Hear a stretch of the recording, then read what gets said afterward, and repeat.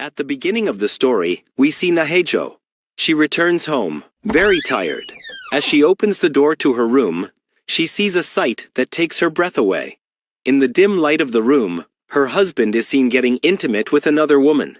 Nahejo remains completely still for a moment. Her eyes widen, as if all the light has vanished from them in an instant. Her hands begin to tremble, her legs give way. Her heartbeat becomes so fast that she can hear it in her ears. But then, suddenly, she jerks her eyes open. She realizes it was all just a dream. Her eyes suddenly open. In an instant, the dream shatters and reality dawns. Nahejo is at her part-time job.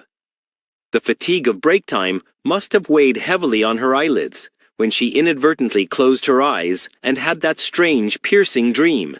She takes a deep breath, as if reassuring herself that she's still in that same small store, not in a crumbling relationship. But my friends, here's a little secret. What she dreamed is going to come true one day, and in a way that will completely change Nahejo's life. She's completely unaware of this. She just straightens her apron and gets up to return to her shift. Just then, her boss stands before her. The same serious, yet somehow gentle expression on his face. He says, "Come in, Nahejo. I need to give you something." Nahejo, a little surprised, follows him into the office. The boss opens his desk drawer and takes out a white envelope, handing it to her. "Here's this month's advance." Nahejo's fingers tremble slightly as she touches the envelope. She asks softly, "Advance?" The boss nods. "Yes, the salary is 1.5 million won." The boss says in a slightly irritated tone, "I had to go to the bank myself because you didn't want an online transfer. But you're hard-working, and I don't want to lose you, so it's okay." There's anger and slight annoyance in his voice. He then asks, "Do you still need the money?" Nahejo says calmly, "The interest rate is too high. I can't repay the loan." The boss replies, "But your husband has started a job." Nahejo says softly, "It's just an apprenticeship. The salary is very low. Almost nothing." With that, she gets back to work. The boss stands there, watching her, perplexed. A while later, while working in the shop, Nahejo sees a happy couple. Their smiles, their ease, everything touches her. She thinks, people in love always seem happy. Be it their first love or their second, there's a glow on their faces. Perhaps youth is what gives them the courage to love again, even when their hearts are broken. Then a question slowly arises in her mind. Then Nahejo curses herself, thinking, "Is this why the love of my life is gone? Because I'm no longer young." A moment later, she composes herself and says to herself, "Look, Nahejo, you're very beautiful. This isn't just my personal opinion. It's the truth. Don't hold such things in your heart. When the right time comes, everything will be fine." Just then, her colleague comes in briskly and says a little angrily, "Look, why is everyone calling me auntie? Do I look like an aunt?" Nahejo laughs lightly and says, "I'm married, that's fine with me." But immediately, she looks at her colleague a little sternly and says, "You look so beautiful even at 33. Even if you wear the same clothes you wear here every day, you still look so fresh, so beautiful every day. So you should just keep quiet." Her colleague is a little embarrassed, a little happy to hear this. Nahejo smiles slightly, picks up her bag, and leaves for home. There's a tired look on her face.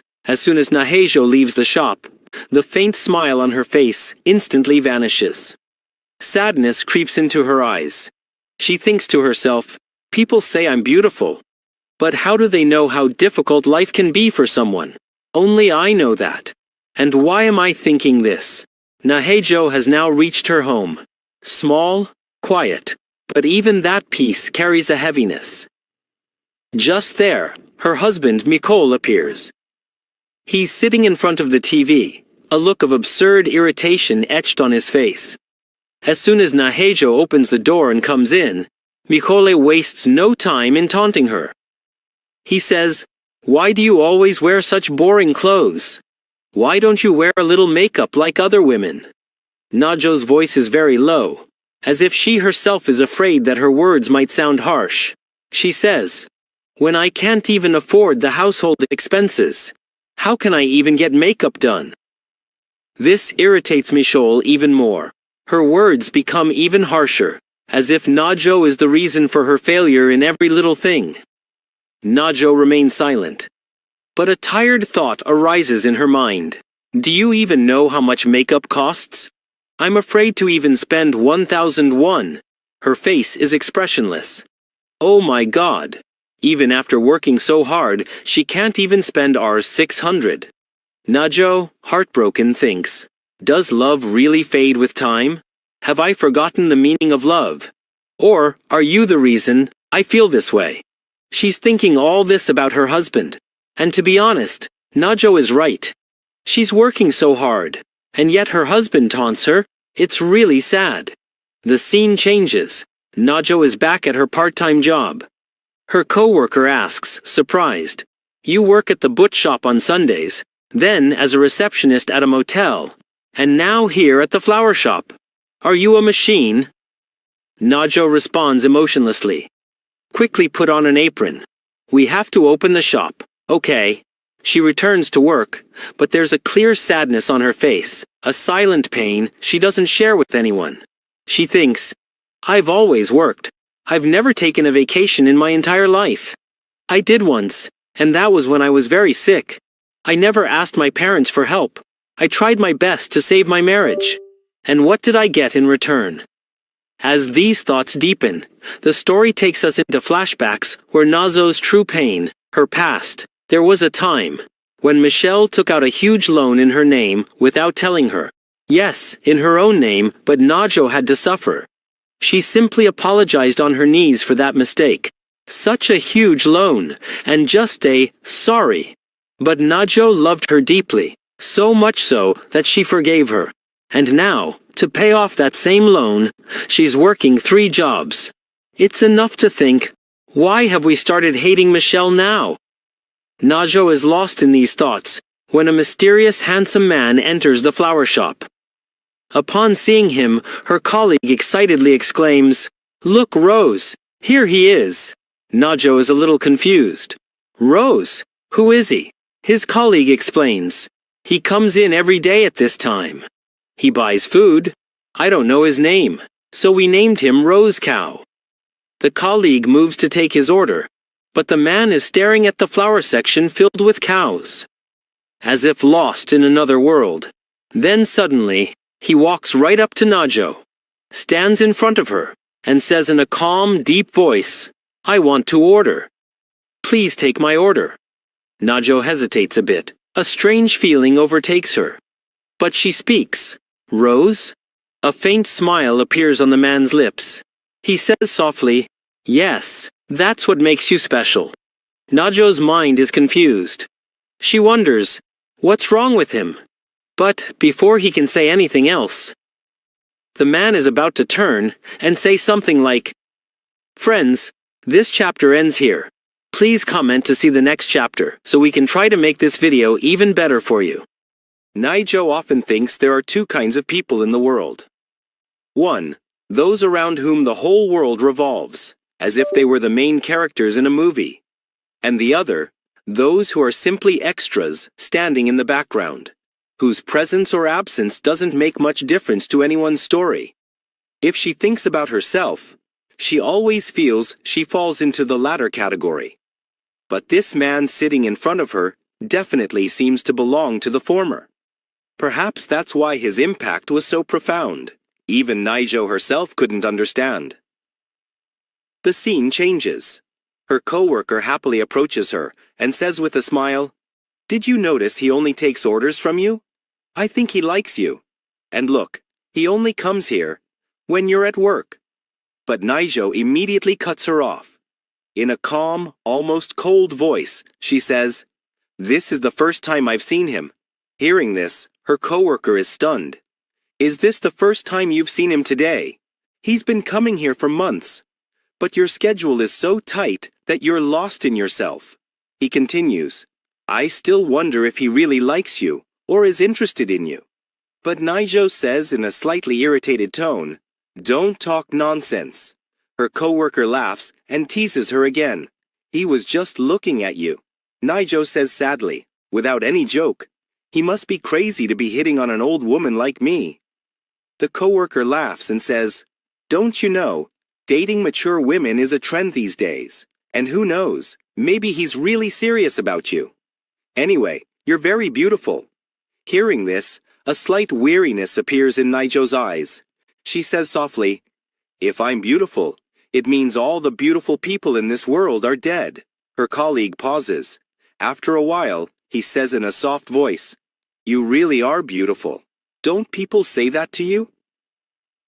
Naizu is lost in deep thought. The only thought that keeps lingering in her mind is that the man who would truly call her beautiful would never say that. And what's the point of hearing it from someone else? The colleague then says, I think you two would look good together. Why don't you give him a try? Naizu immediately replies, I have a man. The colleague is shocked. Oh, I thought you were single. So, how is your boyfriend? He loves you, doesn't he? He really loves you, doesn't he? The scene slowly shifts. We now see Naizu's house. When Neho arrives home, just then, the door slams open. Neho's husband, Michel, comes in angrily. Irritation is clearly visible on his face. Without looking at her, he says, Put some hot water on me. I need to take a bath. As he says this, he throws his dirty clothes all over the room. Neho silently bows her head and begins picking them up.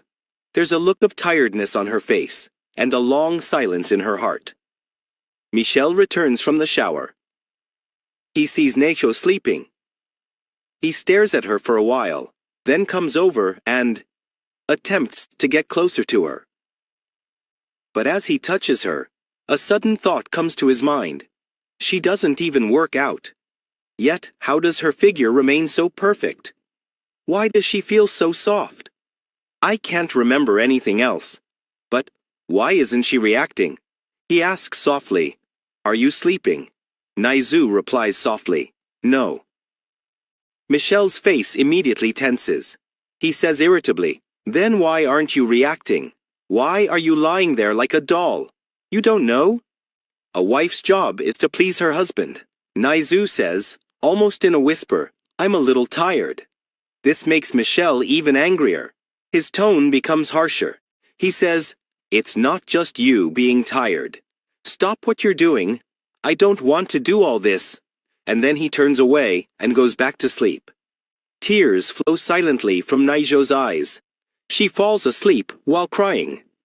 The next morning. The next scene is in the morning. Naijo wakes up without her alarm. The clock strikes 6. She gathers herself and goes to the kitchen to prepare dinner for Michel. Not even time for a bath, not even a sip of water, because Michel has a habit of demanding a new dish every morning. He always eats hot food. Naijo walks very carefully, very slowly, because Michel can't stand even the slightest noise early in the morning. She cooks, slowly puts away the dishes, finishing her kitchen chores with bated breath. And through it all, she doesn't cook anything for herself. With no time left, she leaves for her part-time job on an empty stomach. Our Naijo's life is very difficult. So difficult that she can't even cook for herself. Waking up early every morning to cook for others, fulfilling the needs of others, and leaving for work on an empty stomach has become a habit for her. The scene changes. We are now at her part-time job. A small flower shop, where a faint floral fragrance lingers. The same strange man, whose eyes look at Naijo differently, is standing in front of her again. Naijo asks in a low but respectful voice, Sir, do you want a bouquet of 10 roses again? The man replies with a slight smile, Yes. Naijo begins to write the receipt, but at that very moment, a loud noise comes from her stomach. Her face fills with embarrassment. She lowers her gaze. She thinks, maybe he didn't hear the voice, and she secretly prays that's the case. But the man leaves the shop for a while without saying anything. Naijo watches him go. There's no hurry in his movements, but something seems unspoken. A little while later, he returns. He takes his order and walks out without a word. Naizu watches him go, and then her eyes fall on the counter. He's left something behind. She goes over and looks, and finds a sandwich there. Just one sandwich that he had quietly left behind. Naizu immediately picks it up and runs after him. She calls out, "Listen, listen, you left this here." The man stops. He remains silent for a moment. Then, looking into her eyes, he says softly, "Actually, this is a gift for you." Naizu is startled. She says in a panic, "No, no, I can't take this." The man asks with a slight smile, "Are you refusing because you have nothing to drink?" Then he extends his coffee cup to her and says, "I've just taken a sip of this. And don't worry. It's not poisonous. You can drink it." Nijo looks at the cup in his hand, then the sandwich, then his eyes, and only one word comes to mind, "Yes." And at this moment, this chapter ends. A light conversation begins between Najo and her coworker. Sitting in the break area, Najo's coworker smiles and says, "I'm telling you, that boy likes you. Look, he deliberately left sandwiches here for you and even got you coffee. If you don't say he likes you, then who else will you say he likes you?" Najo slowly lowers her gaze, then gets up and examines her face in the small mirror in front of her. In the mirror, she sees her tired eyes, faded skin, and slight wrinkles. She sighs sadly and thinks, "I look so old. My skin isn't the same anymore. My eyes look lifeless. How could he be interested in me? Maybe he just felt pity for me because he saw me hungry, so he gave me the sandwich. If I were in his place, I would probably do the same." Another look of weariness creeps across Najo's face. She pauses for a moment and thinks again. "But if he really likes me, I'll have to draw the line now, so there won't be any problems later." Her hands tremble with the slight cold, as if trying to convince herself that she must control her heart. Some time passes. Both are busy with their work, but Kovarkar's mind is still stuck on the same topic. She comes back to Najo and, with a soft laugh, asks, "What will you do about that boy now? If he really likes you, why don't you leave your boyfriend and make him your boyfriend?" Upon hearing this, Najo's face suddenly hardens. She replies with a slight annoyance, "He's not my boyfriend. He's my husband." Kovarkar's face changes instantly. Her smile disappears, and the atmosphere becomes completely awkward. She says hurriedly, "Oh, sorry. I didn't know you were married. I thought you were still in a relationship. Why don't you explain things properly, Najo?" As soon as she finishes speaking, the scene suddenly goes into a flashback. Flashback. Mikol and Nahejo. Mikol stands in the yellow glow of the house lights, filled with anger. There's irritation on his face, and a harshness in his voice. "Don't tell everyone we're married. We divorced anyway because of the loan. So, don't tell people. What will people say about me? That I'm still living with you even after the divorce?" Nicole stands before her, her eyes slightly moist, but her voice completely calm, as if she's heard all this countless times before. Mikol's words leave a piercing chill in the air. And the flashback slowly fades. Scene in Minkol's office. Minkol is working in his office. A new girl passes by and offers him coffee and looks at him with a slight smile. Minkol returns the smile, as if lost in another world. A little while later, it's break time. Minchol is standing outside smoking a cigarette with his colleagues. Smoke wafts through the air, and the atmosphere of conversation suddenly lightens. One of his colleagues asks him, "That new girl keeps looking at you. Have you noticed? And yes, you're 33 now, right? You should get married. You're still single, aren't you?" With a deep, almost dark smile, Minchol says without hesitation, "Yes, I am single." The colleague immediately says, "So, why don't you try it on her?" Taking a puff of his cigarette, Michol confidently says, Yes, why not? The scene cuts here. Scene changes evening. Nicole is sitting on the couch watching TV in the evening. The room is dimly lit, and the atmosphere feels strangely distant. Najo gently sits down beside him and asks in a soft voice, "How's your work going?"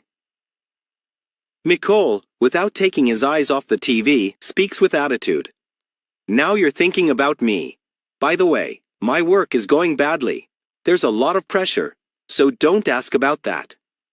Najo says in a soft, almost broken voice, "If your salary comes in, we'll be able to repay the loan quickly, and then we'll get married soon, right?"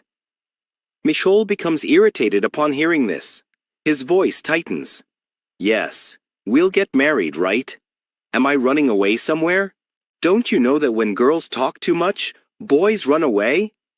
Nahejo falls silent upon hearing this. A faint glint of pain appears deep within her eyes, unnoticed. Some time passes. The atmosphere calms down a bit. Mincho looks at Nahejo and suddenly says in a very soft, almost sweet voice, "Nahejo, I need some money. I want to buy a nice perfume." Nahejo looks at him awkwardly and softly asks, "But where do you use perfume?" Mincho, without thinking, immediately replies with an excuse ready. "All my coworkers wear perfume. I hate that I'm the only one leaving the office without any." Nahejo then softly asks, "Well, how much will it cost?" Mincho speaks in a casual tone, $1,200. Nahejo is shocked and whispers, "Why so expensive?" Mincho, irritated by this, says, "I want branded. I won't buy it just anywhere. Leave it. If you don't want it, don't give it to me." He turns back to the TV as if Nahejo doesn't exist. Scene changes the next morning. The soft morning light falls on the bills scattered on the table. Nahejo sits, counting her monthly expenses. There's a look of weariness on her face, worry in her eyes, and a quiet fear in her heart. She thinks, "This month has already cost a lot. I had to buy a new suit for Minchol, then I had to buy him branded shoes. Everything's so expensive." Her heart grows heavier as she adds up the numbers on the paper. She finally takes a deep, tired breath and decides, this month she'll have to work more overtime. She's already working 3 jobs, and now she'll have to work overtime on that one too. Because she needs to give Minchol $12,000 so she can buy perfume and be happy. Man, this is a very toxic relationship. The girl who is herself falling apart is the one who's trying to take care of everyone else. But Najo quietly gets up, opens the cupboard, and takes out her emergency money and gently slips it into Michol's pocket. Her face is blank, as if she can't bear to face her own pain. Scene shift. A dark alley. Streetlights flicker in the dark, narrow alley. 2 boys are seen walking. One boy asks the other, "How did you manage to invite me to dinner today? And why do you want to eat at such a cheap place?" The other boy's voice becomes recognizable. It's him, Rose Guy. He says with a slight smile, "Well, I'm inviting the others too." But the glint in his eyes says something else. Now they enter the restaurant. A small, simple restaurant. It's crowded, noisy, and in a corner, Najo is working in a waiter's uniform. A slight tiredness on her face, but still trying her best to maintain a smile. Just then, Rose Guy and her group enter the restaurant. A girl in the group stands in front. Nahejo asks in a professional tone, "Okay, how many tables do you need?" And then her gaze lands squarely on Rose Guy. In that moment, time seems to stop for a second. Nahejo's breath catches. There's something in Rose Guy's eyes that she can't understand. But he's watching, very intently, very deeply. The scene freezes. Was he the one who ruined their relationship? Nasu was thinking this when a voice came from behind her. The voice said a customer had arrived. She immediately turned, greeted him, and asked how many people were there. Just then, her gaze shifted and she stopped. She saw him. Her heart skipped a beat as she recognized him. She realized it was the Rose Boy. As the Rose Boy passed by with his friends, The waitress ordered a table for 4. The girl replied, "Yes, they're a group of 4. Naso apologized lightly and explained that she was just a little lost. Then she gestured for them to sit down. While cooking, she remembered her friend's words that the Rose Boy might like her. She figured she wasn't interested in him. She had never even considered it, nor had she ever felt the need for such attention. Still, she felt embarrassed that the boy had overheard their conversation. The strange thing is that she finds it difficult to even look at him now. She thinks the girl sitting next to her must be his girlfriend because they look good together. She thinks he always brings her bouquets. Working with Kauvarkar, Neho never knows when a topic will arise. She tries to control herself. Just then, Haji calls out to the Rose Boy and asks what he's looking at, because he's been staring at one thing for so long. The boy sitting next to her says, "Haji, you know, the Rose Boys aren't interested in you at all. They just spend quality time with you. And that's what he wants to do with you. That's why he's kept you with him. He understands that whether he looks away or nods, you just do your work, eat your food, and be nice. Why do you keep staring at the Rose Boy's face?" Meanwhile, Rose Boy massages her foot and reminds her that Donghuak is cooking meat. Donghuak agrees, says everything will be fine, and tells her to just focus on the food. Hiji then asks Rose Boy why he's staring at the woman and if they know each other. Rose Boy admits with a slight smile that he does. This surprises Hiji. She was a little suspicious, but wasn't sure if he really knew her. The scene changes and Neju arrives home. She's doing housework when she sees Mikul's torn t-shirt. She thinks he'll be angry, and she just bought it a while ago. Throwing it away feels wrong to her, so she decides to sew it. Mikul, lying down, asks what Neju is doing instead of resting. Neju explains that she's sewing. Mikul eagerly takes the cloth and says it's useless. He then asks if she's really asking him to buy clothes right now. If so, she should forget it. Naju asks why she should throw it away. It's still wearable, but Mikul says that men don't like such bad behavior. He doesn't like torn underwear, and loose clothes make him feel even worse. He says it all makes him feel like an old man. Najo thinks and admits that every little thing reminds him of her. She can't understand what it was about their conversation that day that shook her so deeply. She knows the whole thing was a misunderstanding, yet the embarrassing and humiliating memories keep coming back to her. She tries to forget them, but they keep coming back. Najo asks Mikul to return the clothes. Mikul sighs and says that no matter what he says, Nahu always looks sad. He pulls her aside and says that she has no charm, no mood, and no understanding of being a woman. Yet, despite all this, he still wants to be with her. He says that Nahu is the only one for him. Nahu remains silent and nods slightly. The cold winter wind beats against the walls of their semi-basement apartment, stinging her skin. Tucked away in a cramped and dilapidated house, their life is bland and full of misfortune. Najo doesn't like it, but she endures it for him. The next day, Najo is packing food. The weather report indicates rain is expected in the afternoon and could continue until late at night. Nahu thinks it might rain until evening, so she decides to take an umbrella. She looks to see which umbrellas are in good condition. One is broken and one is intact. She thinks the worn-out umbrella might still work, and she should give the good one to Michelle. The scene changes to the office. Michelle calls Ari and asks where she's going. She says she's going to get coffee. As she passes by, Michelle asks if the instant coffee is finished. Ari asks where the new pack is. Michelle says he saw it somewhere around here. As Ari tries to pick her up, she suddenly screams and jumps on Michelle. Shocked, Michelle asks what's wrong. Ari nervously replies that there are insects. Michelle breathes a sigh of relief and, with a slight smile, says she thought she had done something wrong. He asks if she's really that scared of insects. Ari explains that she's not just scared, but terrified. Ari moves closer to her, and Michelle finds it strangely endearing, He says he'll catch the insect. He asks where it is. But when he looks around, he finds nothing. Ari still insists that he was really scared. Mikul thinks Najo has never been afraid of insects, so a girl like Ari is refreshing. She feels like coming to work now has some meaning. The scene shifts to the shop. Najo's friend says someone is late today.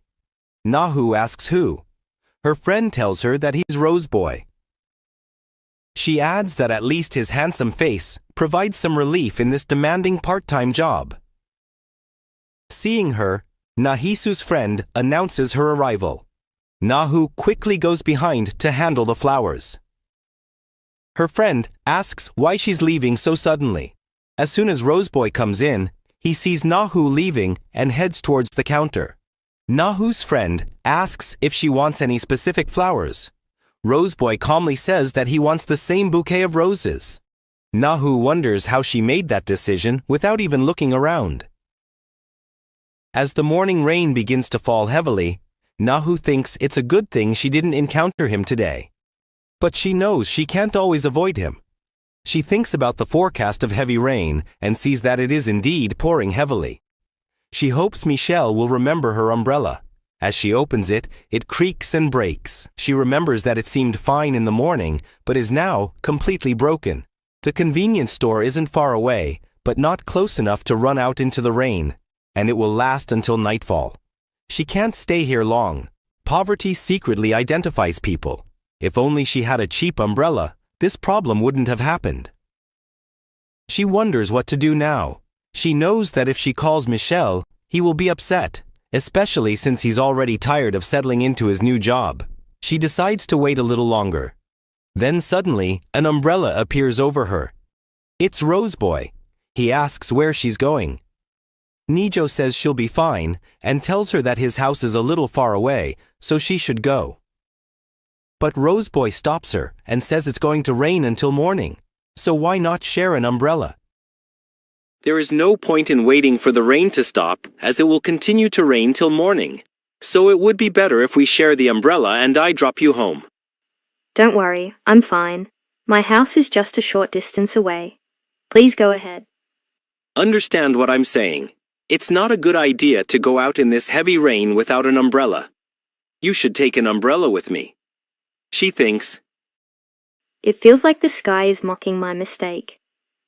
This whole situation has made it almost impossible for me to escape this man. As if even God wants me to seek his help. Nejo reluctantly begins to walk with her, and then thanks her. On the way home, contrary to Naiso's expectations, the man did not say a word, although she had hoped he would want to talk. As she walked, Naso realized that the speed Roseboy was walking was too slow for her height. She thought of her husband, Nicole, who was also tall, but always outpaced her. For the first time, Naso felt truly blessed to have someone taking care of her and walking with her. Nejo asked Roseboy softly, "Your girlfriend won't like this. And what if she finds out you shared an umbrella with a stranger?" Roseboy asked, "Who told you she's my girlfriend?" Nice asked, "Isn't she your girlfriend, the one I saw you with at the restaurant?" Roseboy replied, "No, she's not my girlfriend."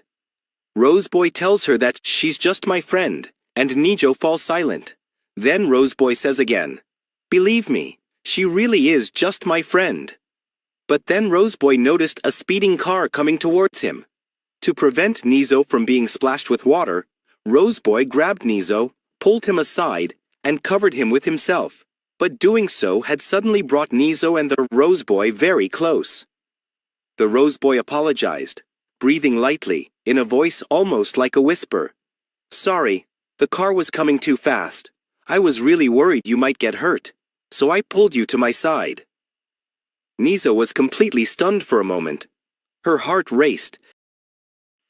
Her heart raced, as if she could suddenly hear her own heartbeat. She was nervous, but somewhere deep inside her, a strange sense of belonging arose, something no one had ever felt for her before. She said softly, in a voice almost trembling, "It's okay, but..." It was a little scary. Nijo was completely shocked. She couldn't understand why he was doing so much for her, why he always put himself before her safety. She looked down and saw her coat was completely soaked through, while barely a few drops had fallen on Kudika's clothes. It was then that she realized he had turned his entire body toward her to shield her from the rain. A strange warmth arose in Nijo's heart, one she had never felt for herself before. Nezo thought to herself, I have to ask him clearly. Is he interested in me? If that's really the case, then I have to draw the line right now. I can't get myself into another mess. There was fear in her heart, and also a strange hope, which she couldn't quite name. Then she gathered courage. Her voice was slow, soft, and a little shaky, as if she herself was afraid of the answer. You. She paused, her eyes searching the Rose Boy's face. Why are you so kind to me? The Rose Boy looked her straight in the eyes and said, And I really want to get to know you. Nijo immediately lowered his gaze. No, she said softly. There's no need for that. The Rose Boy paused, slightly furrowing his brow. What do you mean? You're young, and popular with women, he said, his voice quivering slightly. Then, why is a guy your age trying to date an older woman like me? The Rose Boy said without hesitation, If I'm young and popular with women, then why can't I be with an older woman? But Nijo held his heart and arms. She said softly but firmly, No. You can't. Nezo gently raised his hand to stop her. I'm home, she said softly. Then after a brief hesitation he added, And thank you for driving me this far. The Rose Boy looked into her eyes, as if trying to read every emotion hidden behind her words. Then he asked, Do you really want to remain strangers? Nezo remained completely silent for a few seconds. Her breathing had slowed, and hesitation was clearly visible on her face. But in the end, she said the same thing. We will remain strangers. There was no breakdown, no anger on the Rose Boy's face, just a calm, cold acceptance. Okay, he said simply, and then left without looking back. The sound of his footsteps slowly faded away, and Nezo stood there, completely stunned. She thought he would try to stop her, put in a little pressure, or at least ask why she said that. But the man pulled his heart back together and walked away, much more easily than Nezo had expected. His final reply, strangely conciliatory, without argument, without question, shook Nezo to the core. She couldn't understand whether she should feel relief, or something, the pain of loss. And then she slowly walked towards her house. But with her steps, the same question kept revolving in her mind. Why is he so interested in me? Maybe it's because he's young. And sometimes young people just chase after curiosity.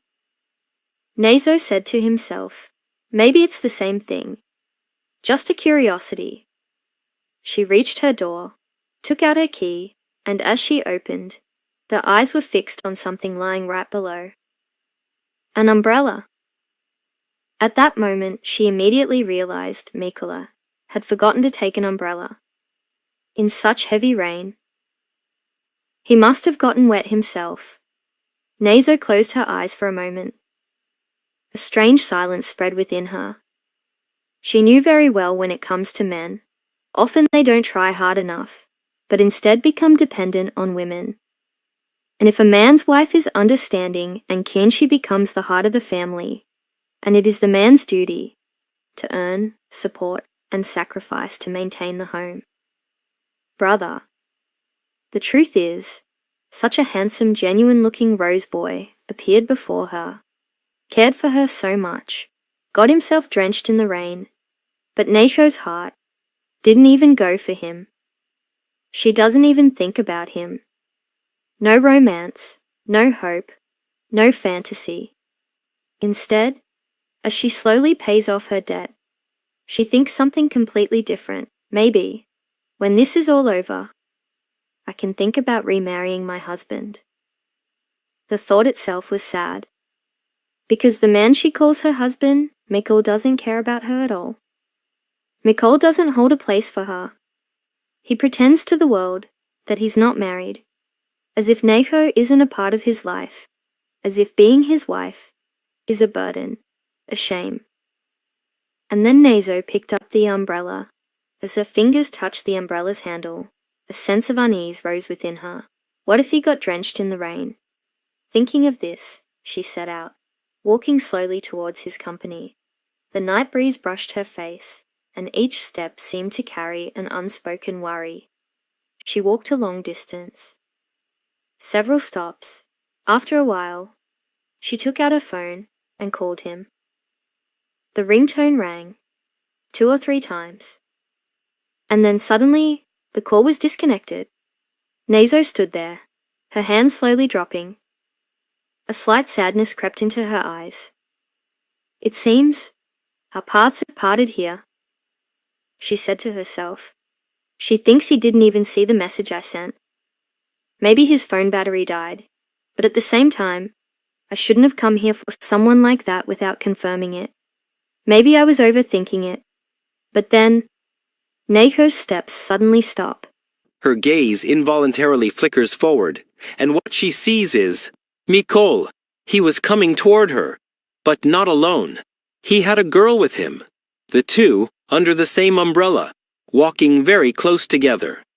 So close as if they were shielding each other not from the rain, but from the world. The girl standing next to Nicole, Ari, saw Nezo staring at her, and, raising a slight eyebrow, said, Hey, what's wrong with that girl? Why is she looking at us like that? There was less surprise in her voice, and more a hint of slight irritation. But Nikolai, as if nothing had happened, said casually, Why did you come to pick me up in such heavy rain?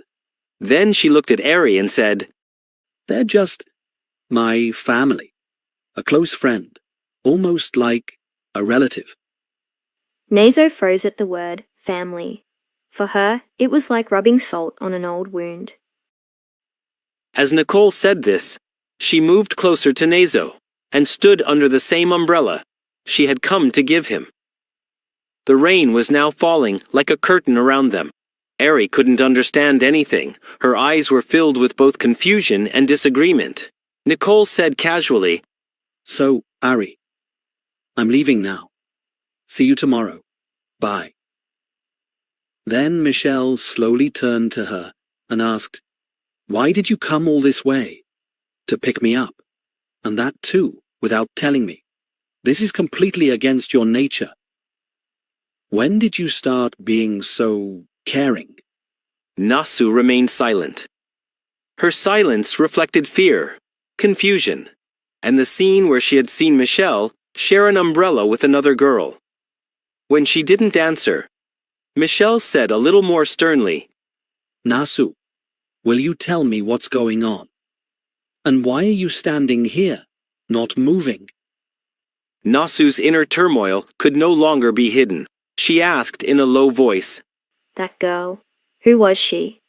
Michelle said without hesitation.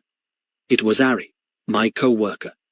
But, as soon as she saw the expression on Nasu's face, insecurity, doubt, and a hint of fear, she took a deep breath and asked, Do you really think that everything is based solely on attraction between a boy and a girl? Nasu tried to quickly deny it. No, that's not what I meant. But Michelle interrupted her. Okay, calm down. You're overthinking it, she said softly, but clearly. Maybe it's because you have few friends, or people to talk to. Very few. Nasu fell even quieter after hearing her words. Because it was true somehow. Michelle continued. Look, all this wasn't common before, but nowadays, friendships between boys and girls, closeness between co-workers, and various relationships are perfectly normal. He pleaded with her not to say something so embarrassing and walked away, leaving Naijo there in thought. The Rose Boy's words, that he wanted to know her, still echoed in her ears. It was as if someone slow breathing under an umbrella, a faint whisper that touched the softest part of the heart. Naijo took a few steps forward, then stopped. The umbrella still held her fingers in its cold grip, but warmth had filled her heart. Now she realized she had missed an opportunity that was perhaps meant for her, but she couldn't seize it. The Rose Boy's hesitation, the slight glint in his eyes, and the broken sentence that he wanted to know her kept coming back to her. For the first time, Naijo understood that this wasn't just a chance to talk, but to open her heart. The next day, both Naijo and her co-worker were exhausted. The co-worker complained that it wasn't even peak season, yet so many group orders were coming in. She whispered that customers should pay extra for such demands. Naijo looked at her and calmly told her to rest. She would handle all the orders herself. Relief momentarily appeared in the worker's eyes. Grateful, Naijo secretly wished that the day would be quiet, and that no new customers would come, except for Rose's. Seeing Rose's face always filled her with an unknown sense of courage. Just then, the door opened, and both were startled when Roseboy entered. She gave the co-worker just a brief glance. It seemed almost crazy to the co-worker That Roseboy had actually come, and that he looked as handsome today as he had last seen her. The worker smiled and said she would be resting, and told the Roseboy to place the order with Nasu. Instead of ordering, he quietly passed by Nasu, completely ignoring her. Friends, this is where today's chapter ends. The story is about to take an even more interesting turn, and to find out what happens next, subscribe to the channel and press the bell icon. If you enjoyed this video, please like it so we can work harder and harder to bring you new episodes. We can work harder and harder to bring you new episodes. 2 weeks passed. Menshal was now staying at work longer and even staying out on weekends. Life went on as usual. Nahu continued with her work. Roseboy no longer spoke to Nahu, as he himself had said. Nahu felt a little bad about his behavior. Even though she had made the decision to stay away, there was still hope deep inside. Perhaps she had mistakenly assumed he loved her. But perhaps it was for the best. If her feelings had been true, it would have hurt even more. Menshal no longer even responded to Nahu's messages. She would go to sleep before he came home, and leave in the morning before he woke up. Slowly, her days and nights began to fade into silence. One day, Nahu was serving at a table where a man was celebrating his divorce. The man had already drunk too much. He was loudly boasting to his friends that his life was now set, would now flirt with young women. His friends were laughing. Dirty jokes were being told, and the atmosphere was gradually becoming more and more vile. Suddenly, the drunk man's eyes fell on Nahu. He looked her up and down, and thought it would be very flattering to get her attention. He called out loudly to Nahu, and demanded that she have a drink with him. Nahu was a little scared. Her heart raced. She didn't like this behavior at all. She politely refused. And then, the man started shouting, threatening to complain and have the diner shut down. The owner immediately came running. He asked, "What happened?" Some customers supported Nahu. They clearly stated that the man was being rude to her. The drunk man became even more enraged. He shouted, "I'm a regular customer. Serve me the way I want, or else I'll stop coming here." The owner begged for forgiveness and said dinner was free for him. But that wasn't enough for the man. He crossed all boundaries and said, that girl should get down on her knees and say sorry. The owner was arguing with him. But before he could speak, Nahu herself got down on her knees. She softly said, "Sorry." She didn't want her boss to have any problems because of her. There was no shame on her face, only a heavy sense of exhaustion and fear. The boss immediately grabbed her hand, lifted her up, and said, "Don't do this. It's not your fault." But it was too late. Later, the owner scolded her. She said she was wrong to bow down to that rude man. He didn't want Nahu to be insulted like that. He cared for Nahu, genuinely, from the heart. And that night, for the first time, Nahu realized that even silence sometimes feels as heavy as a scream. Because he knew Nahu was already living a tough life.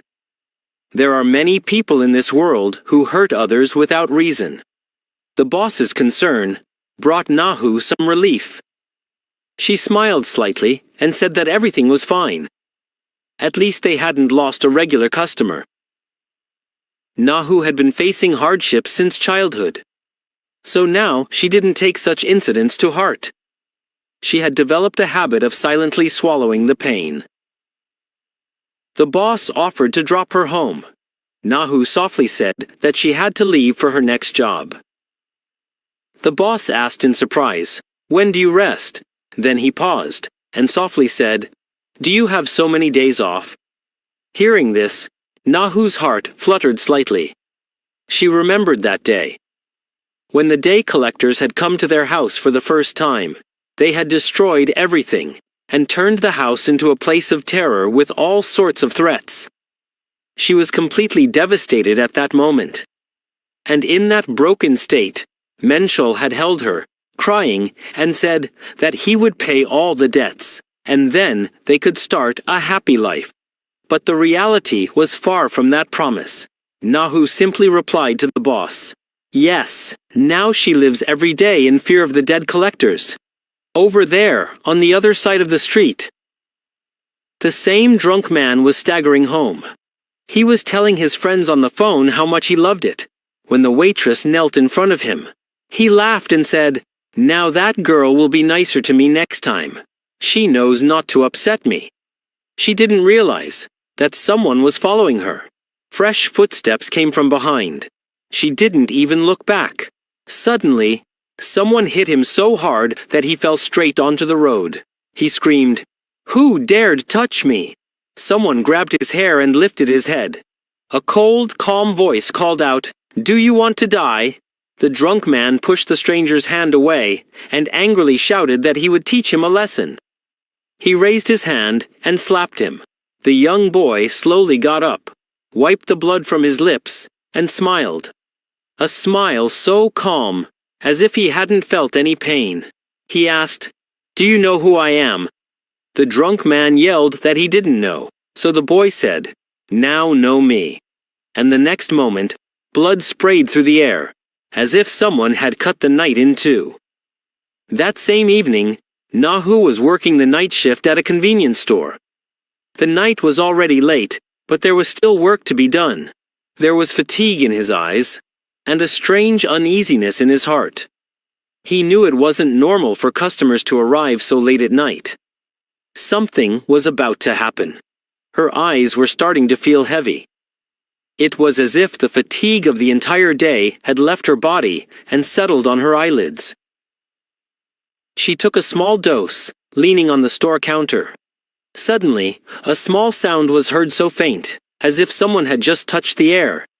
Nahu's eyes shot open. She slowly regained her breath and was about to say hello when her eyes fell on the man standing in front of her, and she paused for a moment. It was the same boy from the flower shop, the same handsome guy, whose smile always seemed like a strange sunshine. Nahu's first thought was, is this just a coincidence? Or is there some strange thread that always brings him to the exact place where I am? Suddenly, a soft voice startled her. "Hello." She was about to say something when she recognized him. It was the same boy, the handsome guy from the flower shop. Nahu thought, is this really a coincidence? First the flower shop, then the diner, and now here too. It felt a little strange, but she figured she'd have to serve him. The boy was just standing with a pack of bandages on the counter. His face was covered in wounds. A slight worry rose in Nahu's heart. The boy wasn't saying anything, just looking at her. His eyes were empty, but there was something deep in them. Nahu looked at his wounds and wondered, who could be the monster who did this? She felt bad, but she didn't know if she had the right to ask. Last time, they had decided to remain strangers. Yet, she couldn't ignore him. He said softly, "Just applying a bandage will ruin the wound." Boomtahia was slightly surprised that she was talking to him. Nahu thought this might be interference, but then the boy smiled. He was pleased that Nahu was concerned. Suddenly, he leaned over the counter and came closer to her. There was mischief in his eyes. He said softly, "So, what should I do? Teach me." Nahu was slightly embarrassed by his tone and his approach, but she composed herself and spoke in an informal tone, because she was older than him. "Come on, I'll help." Bam liked that she was speaking informally. "Let's go outside. I'll treat your wound there." The boy followed her like an obedient puppy. Nahu took out a healing ointment. The boy said, "I don't know how to use it." Nahu said with slight irritation, "I'll do it. Bear with it if it hurts." She began to clean his wounds. The boy shivered slightly. Nahu thought he might be in pain, but he said, "It feels a little ticklish." He was clearly enjoying the feeling of her touch. Nahu asked, "How old are you?" He said, "I'm an adult."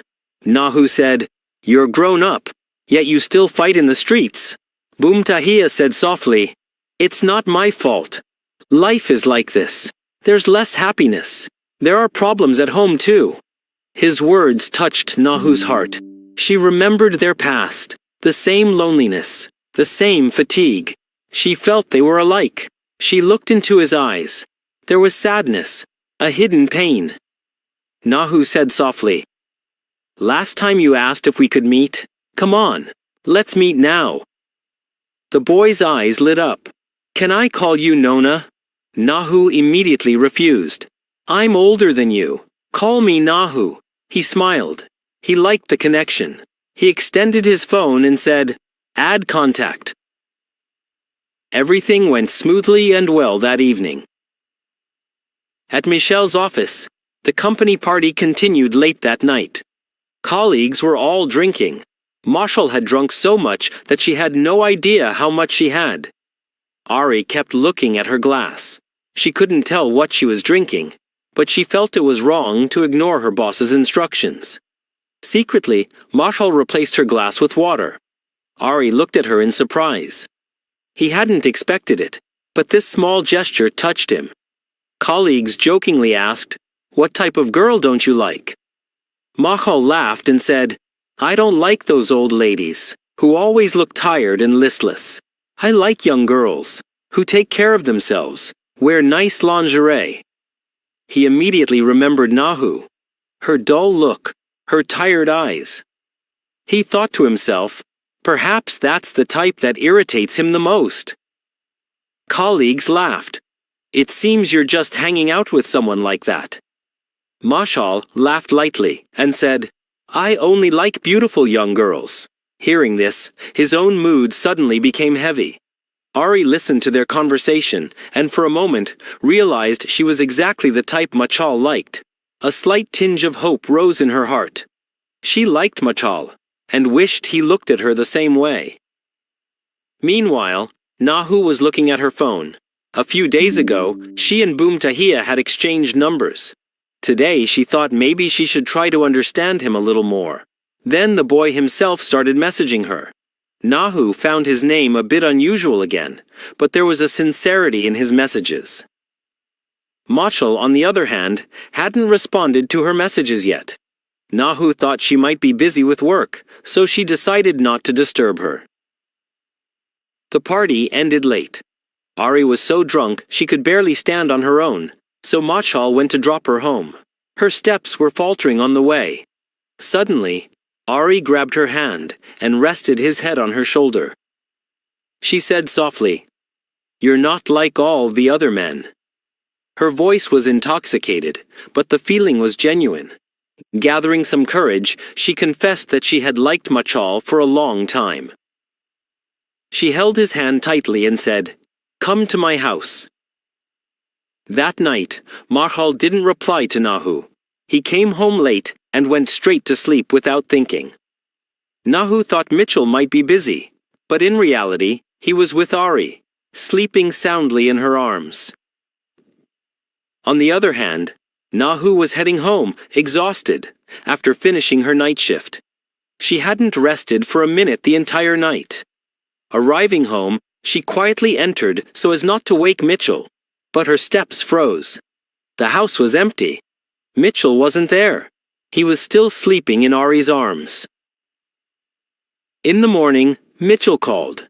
He said the corporate party had run long, and he was staying at a nearby bathhouse. He was also upset that Nahu was worrying about him. He said he was going straight to work and hung up. Nahu felt she had overreacted.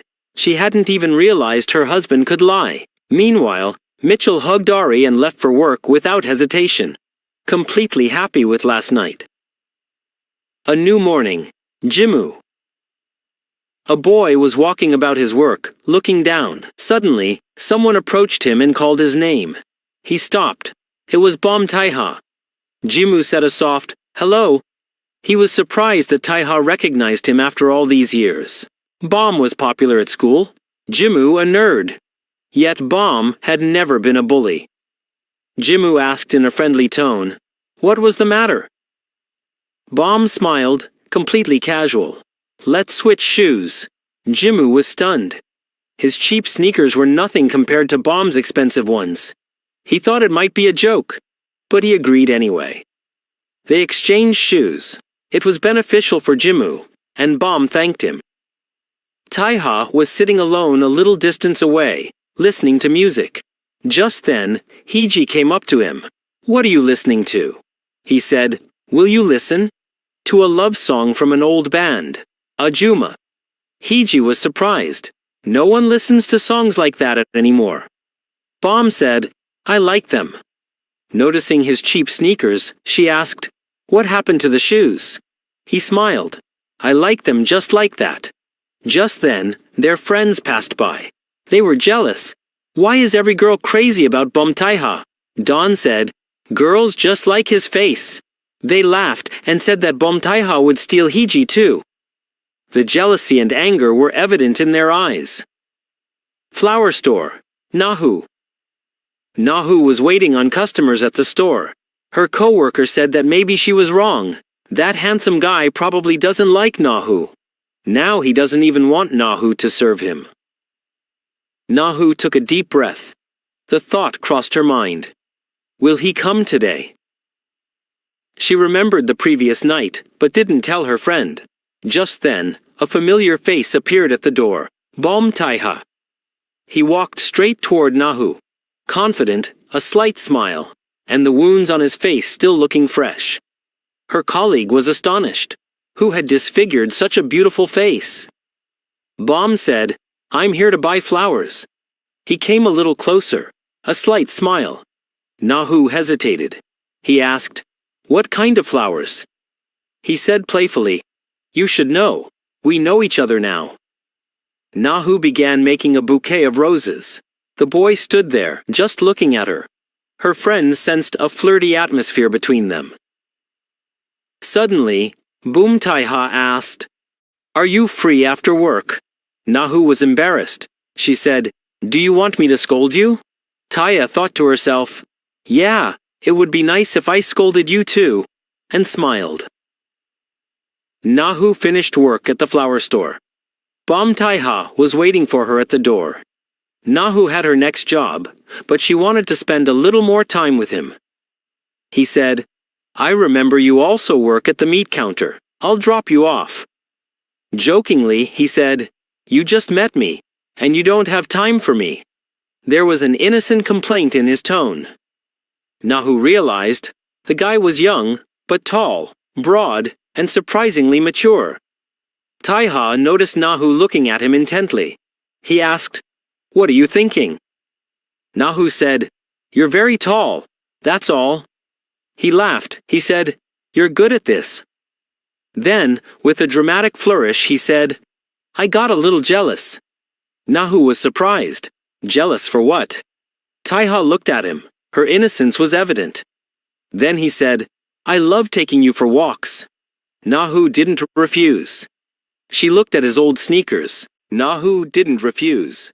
Her eyes fell on Bom Tai-ha's old sneakers. No matter how worn they were, they seemed to suit him strangely. Nahu asked, "Why do you buy flowers every day? Why not something practical?"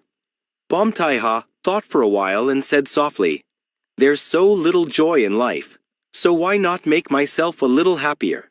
Then he smiled slightly and said, "Your smile is so nice." Hearing this, Nahu was deeply touched. The smile seemed to come from the heart. She felt that there was very little joy left in her own life. She realized how mature and wise this boy was. She felt ashamed that she had previously misunderstood his actions. For so many years, she had been making bouquets for others, but never imagined that flowers could make her happy too. Nahu softly thanked her for her company. Bom Tai-ha replied, "If you're grateful, keep seeing us." A sincere smile adorned her face. During lunch break, Ari was looking for Michelle in the office. She overheard some coworkers talking about her with Michelle. A man said, "Ari seems a bit arrogant." He then laughed and said, "Women change with age. Take advantage while they're young." Ari remained silent, waiting to see what Michelle would say. But she said nothing. The same man then jokingly asked if something had happened between them. Hearing this, Michelle's mood soured. She said coldly, "You've been at the company for so many years, but you never got a high position. Stop talking and work." He went straight to her and said, "Stop this unnecessary laughing. You look like an idiot." With that, he walked toward the stairs, irritated by his coworker's remarks. At that moment, Ari came over and hugged him.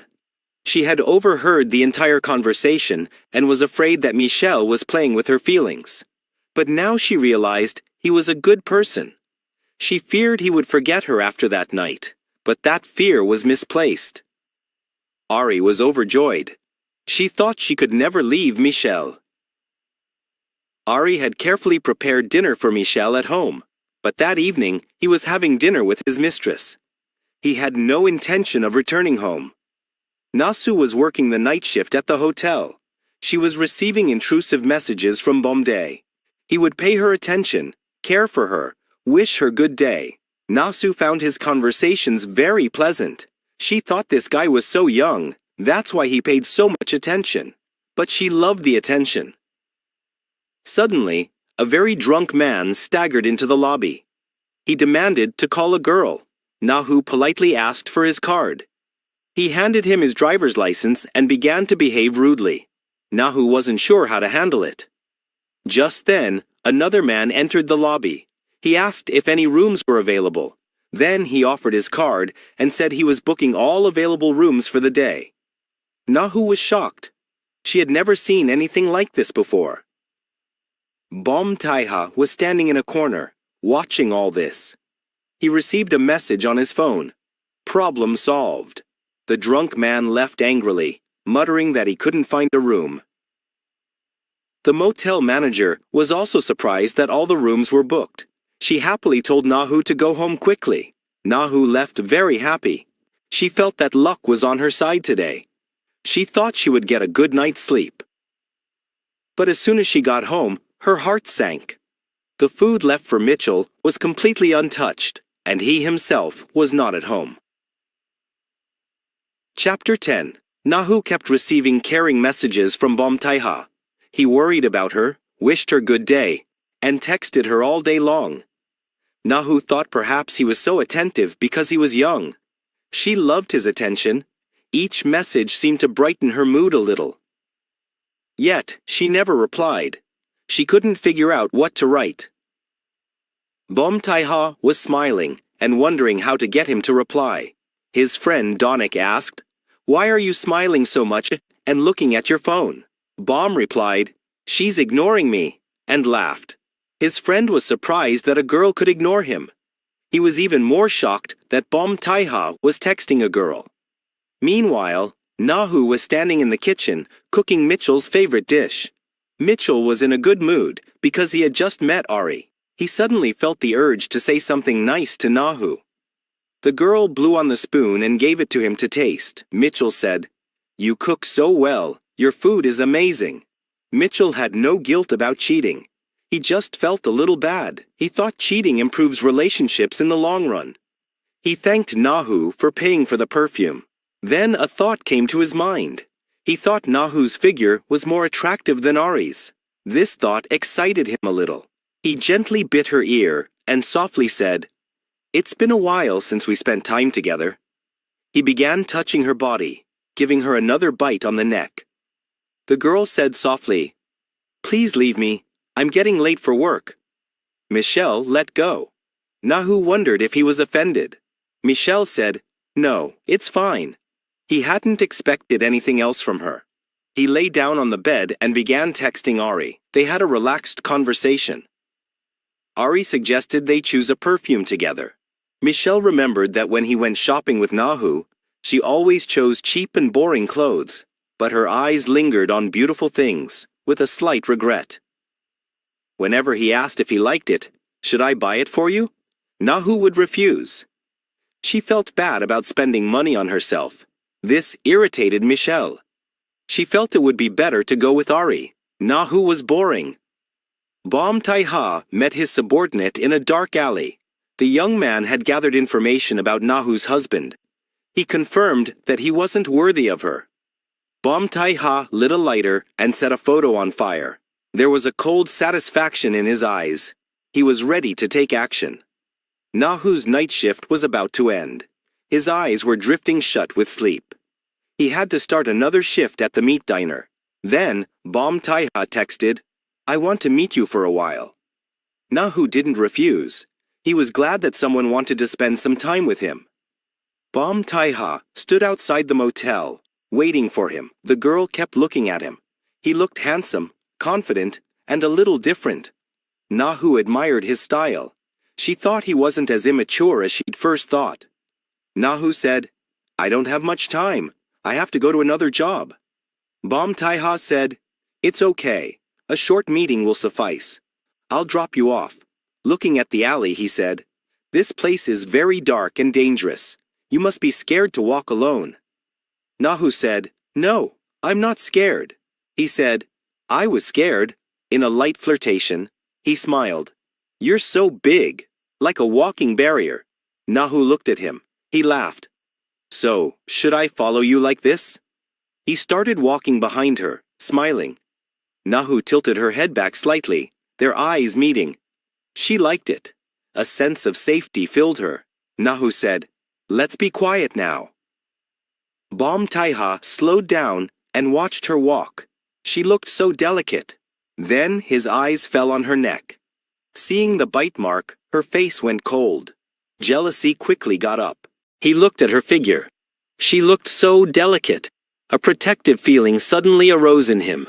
Then his gaze fell on her neck. His face went cold at the sight of the bite mark. Jealousy was boiling deep inside. He reached out and pulled Nahu to him, leaning over her. Nahu asked in slight panic, "What happened?" Bom Tai-ha said calmly, "It seems you've been bitten by an insect." His fingers went to Nahu's neck, very softly, as if he wanted to read the small mark. Nahu was surprised. Insects were very rare this season, and she felt no pain at all. He said, "It's definitely an insect bite," but his tone was strange.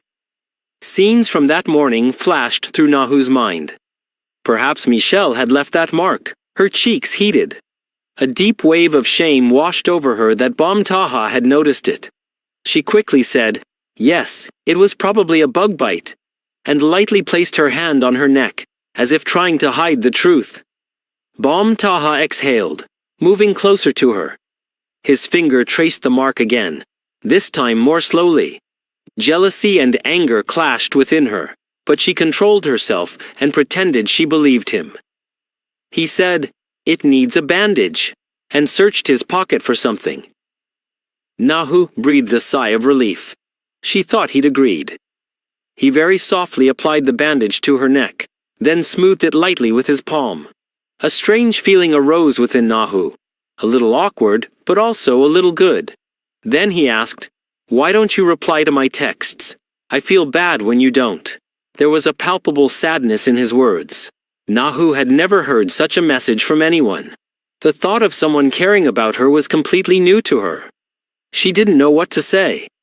Then she remembered how bad she felt when Mitchell didn't respond to her messages. A sharp stab of guilt came over her, and she softly said, "Sorry." She had never used that word before. He said even more heartily, "You're probably bored of me." Nahu actually wanted to talk, as she had no friends, and the feeling that someone was genuinely interested in her warmed her up a bit. Bom Taha stepped forward and adjusted her collar, saying, "You don't need to say sorry. I want to talk to you myself. That's why I'm texting." Then he leaned in slightly and said, "I was just throwing a tantrum like a child." Then he said, "Nahu, you don't need to hurt yourself for anyone. Do whatever your heart desires." Nahu had heard these words for the first time in her life. For the first time, someone had told her to do what her heart desires. Her mood suddenly lightened and improved. She asked her boss if she could buy a flower. The boss said, "You work so hard, I'll give it to you for free." But Nahu insisted she pay. She decided to buy herself a gift this time, and it brought a little joy. It was the first time she had bought something for herself. She thought about putting the flower in a vase before her next job, to keep it from wilting. She filled a small vial with water and placed the rose in it. A light, quiet joy spread through her heart. She decided to share this moment with Bom Taha. She took a photo of the rose and sent him a message. Just then, Michel came home. He asked, "What are you doing at home? You haven't gone to work." Nahu said, "I just came for a while. I'm about to leave." She was happy that he might be back, but Mitchell said he was just changing and going overtime. Just then, his eyes fell on the rose. He stopped and asked, "Where did this flower come from?" Nahu said, "I bought it for myself, a rose for myself." Something inside him shifted. For a moment, he felt sorry for Nahu. He thought how lonely she looked, and for a moment, he felt like touching her. Then another thought came to his mind. He was giving flowers to two women. The thought sent a strange tingle through his nerves. He decided to show Nahu some love and then go see Ari. But Nahu stopped him and said, "I'm having my dangerous period right now." He became irritated. He grabbed her chin and said, "You can never get pregnant anyway." There was irritation in his voice. He said, "You always ruin everything," and left angrily. Nahu sat down on the ground. Her heart was shattered. At that very moment, Bom Taha was looking at Nahu's message. He was overjoyed that Nahu had written to him. Just then, some girls who recognized him came by. They were surprised to see someone like Bom Taha in this poor area. They said, "It's a coincidence that we found you here." Bom Taha smiled slightly. He thought, "I don't believe in coincidences." It occurred to him that behind every coincidence, there are many inevitabilities, one after another, adding up, so that one day, that moment, brings you to the place where you are destined to meet. He said with a smile, "There are no accidents." Naha was folding clothes when she found Mitchell's shirt. She noticed a lipstick mark on the collar. A blankness filled her mind. The heart started beating fast. Mitchell was waiting for Ari in the parking lot. Ari smiled at him and asked where they were going today. But his anger was still simmering after the scene with Nahu. He said nothing, just opened the car door and abruptly pulled Ari towards him. He knew Ari would never refuse him, so he took advantage of that weakness. Meanwhile, Nahu was completely distracted. Her thoughts were interrupted by the lipstick mark on her husband's shirt. Things were falling from her hands. A glass slipped from her hand and broke into pieces. The red mark was the only thing on her mind. Nahu had never used makeup, so she kept convincing herself that it was probably her misunderstanding. I must be overthinking. She was afraid that if her suspicions turned out to be wrong, Mitchell would be hurt. She held back the tears that had gathered in the corner of her eyes and told herself not to worry and that everything would be fine. But at that very moment of misfortune, she overheard a client's phone call. The client was consoling her friend, whose husband had cheated on her. That awakened the fear hidden in Nahu's heart. She realized that Michelle was cheating on her, perhaps because they had no children. Usually, work distracted her, but today, everything was drawing her back to the same pain. She wondered, why is this happening to me? She always forced herself to think positively during difficult times, but now she didn't know what was left of her and Michelle's relationship. Just then, Bom Taiha rode his bike outside the store where Nahu worked. He saw Nahu sitting slumped over through the glass window, sadness evident in her eyes and face. It dawned on him, the more I want to stay away from it, the more I'm drawn to it. He didn't take off his helmet and went straight inside. Nahu was so lost in her thoughts that she didn't even hear the customer approach. She thought, this man is a bit strange. He came without saying a word, didn't even buy anything. Then she noticed his height. Tall, strong figure. For a moment, a flash of light crossed her mind, as if she recognized someone. Just then, the boy held his phone out to her. There was a message on the screen. It all made sense. Bom Taiha was flirting again. Nahu sighed. Good. It wasn't a stranger. He asked, do you want to be scolded? In a slightly joking tone. Bom Taiha removed his helmet. There was a slight red glow in his eyes. Nahu asked, why are you wearing a helmet? He said, I came straight from work to see you. The girl thought, maybe he works as a delivery boy. She didn't even ask him. He said, be careful on the road. He laughed and said, oh, so you're worried about me. Nahu jokingly asked him to stand up and lift his helmet over his head as if it were punishment for her joke. He actually did, and stood up. Nahu was speechless for a moment. Bom Taiha stood there, a little smug, yet incredibly charming. Nahu asked, why did you come? He said, I didn't have dinner. I had to buy something. The girl worried that he might be hungry. She scolded him. If you don't have time to eat, change jobs. Bom Taiha was amazed by her concern. He liked it. For a moment, his mind flashed back to the night when he was about to witness the truth. That Nahu's husband was with his mistress. He was disgusted to think that Nahu had such a man. But he remained patient. He stood next to her and said, I can't quit. My work is too important. Nahu remembered telling her about his family problems. She thought he really worked hard, and someone with such a large frame deserved good food. She said she would treat him to dinner today. Nahu said, choose whatever you like. I'll treat you. The boy stared at her for a while. Then he said, I'll just take your heart. Buying food is my job. He placed his hand on the shelf and said, just help me choose the tastiest things. Nahu was embarrassed. She thought he was joking again. He stood close, his strong back, his warm presence. It made Nahu's breath hitch. Then her eyes fell on Bom Taiha's wrist. It was the beginning of a sentence in the form of a tattoo. Nahu asked, what's that on your wrist? Bom Taiha looked at him. For a moment, she thought Nahu didn't like tattoos. Maybe she thought he was too rough. He rolled up his sleeve so Nahu could see clearly. Then he said, if you don't like it, I'll erase it. Nahu immediately grabbed his hand. His voice trembled slightly. Tell me why this scar is there, he said.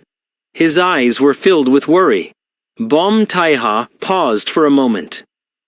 She remembered how wounds bled beneath the blackening. Nahu thought, how much hardship this young boy must have endured. Has he done this to himself? She wanted to know the story behind his sad eyes. Bom Taiha read everything on his face. She felt Nahu sympathizing with her, and it brought her a slight joy. It even felt a little funny. She sensed a strange pleasure in his expression, as if she were opening up to him. At that very moment, she thought it might be a good idea to tease him a little more. As if she were opening up to him. At that very moment, she thought it might be a good idea to tease him a little more. The boy gently ran his fingers over her arm and said in a quiet voice, the scars are from the accident. Nahu was slightly startled by his answer. There was an ashy, searching look in her eyes. She had reacted exactly as she had expected. Bom Tai-ha liked it. The knife hidden in it held a strange allure for her. He gently told her not to worry. Then he began picking at the food. Nahu realized she had skillfully lied. But the scars were old, and she didn't want to question it right now. The girl helped him choose a delicious meal, and said that since she was treating him, he should trust her. Nahu sat him down and returned to the counter. Bom Tai-ha smiled slightly. He was pleased that the girl cared about him. He tried to be normal and calm around her. Nahu was confused, as always. This boy gave her conflicting feelings, but deep inside, she accepted that she liked him. She also liked that she could escape her monotonous life and the hassles associated with Mi'il for a while. Bom Tai-ha was strange to her, with scars, old wounds, and a suspicious job. Everything about him was strange, yet attractive. Meanwhile, Michiel and Ari were sitting around, talking. The girl suddenly placed her head on his chest and said that she wanted to marry him. Michiel's body tensed in an instant. She asked why he was reacting like this. Mitchell admitted that she had never considered marriage. This made her uncomfortable. To lighten the mood, she joked that she was too young to get married. Ari immediately jumped in and said in an indignant tone that Mitchell was old enough to get married and that she was his girlfriend. So it was all fine. There was clear displeasure in her voice. Mitchell pulled her aside and explained that it wasn't time for marriage.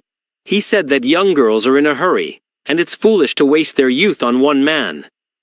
Ari gave him a confused and angry look, but Mitchell stood his ground. He thought to himself that he had almost been caught. To him, it was all just fun. But Ari believed it to be true. He thought Ari came from a good, wealthy family. Her house, her lifestyle, her clothes, her car. Everything reflected that. She was well-groomed and seemed to have been raised in a loving home. She was the complete opposite of Nahu, and perhaps that's what appealed to him. Ari didn't stop talking. She asked how Michiel envisioned his family after marriage. Michiel thought and said he wanted a cozy apartment, a car that could carry the entire family, and a child. Ari was touched by his vision. She asked if he really wanted a child. Michiel remembered an unpleasant moment from his past, a time when he had the chance to have everything. He felt bad that Nahu was so weak that she couldn't have a child. But now he felt a sense of relief that things had changed. A child was a luxury for them. She told Ari that raising a child was difficult and expensive, so she wasn't ready yet. Ari sensed the bitterness hidden in her voice. He wanted to support her in some way. She clung closer to him and said that her dream would definitely come true. They both lay there, lost in their own thoughts. Night covered the city. Far away, a lone man stood on the roof of a tall building, staring up at the empty sky. It was Bom Tai-ha. He was contemplating a recent conversation with his colleague. They were sitting in the passenger seat of an expensive car. Bom Tai-ha held out his wrist to him and asked what he was looking at. The man thought it was a Buddhist line tattoo. Bom Tai-ha smiled with a slightly smug expression. He began to think of Nahu again. How was it possible that someone would notice the white scars hidden beneath the blackening instead of the ink first? He stood, thinking how amazing she was. He stood, wishing he could wait for her. How could it be? How could someone notice the white scars hidden beneath the blackness before they even see the ink? This question lingered in his mind for a long time. He stood there, static, as if trapped in his own thoughts. He was thinking how amazing Nahu was. And in that moment, he found himself wishing he could wait for her. Wait for her relationship to end, like any adult would. But he knew that wouldn't happen. He realized he was too impatient. And even if he hadn't done anything, he had already lost his freedom. The source of suffering is attachment. This thought pierced his chest like a knife. Bam! Tai-ha took a deep breath and realized that his suffering had already begun. Attachment had overwhelmed him. He couldn't and wouldn't stop it. Later that night, Nahu returned home, lost in her own thoughts, as always. Suddenly, she recognized the man walking toward her. The same drunk man who had been harassing her at the diner. Nahu's body tensed.